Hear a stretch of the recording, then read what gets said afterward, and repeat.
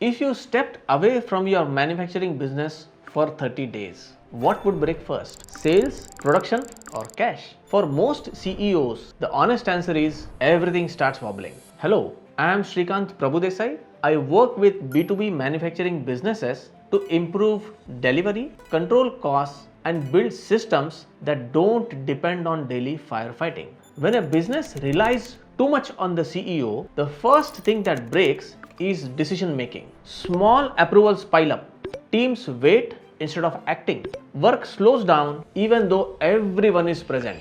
Next, priorities get confused.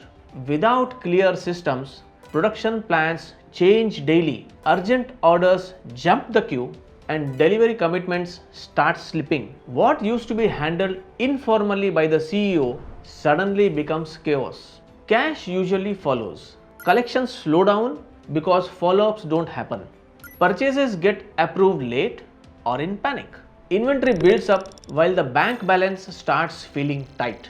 This isn't a people problem, it's a systems problem. When processes, roles, and accountability are clear, the business keeps running even when the CEO isn't around. So here's a simple test. If stepping away for 30 days feels impossible, that's your signal. Not to work harder, but to build systems that allow your business to run without you being the bottleneck. Thank you.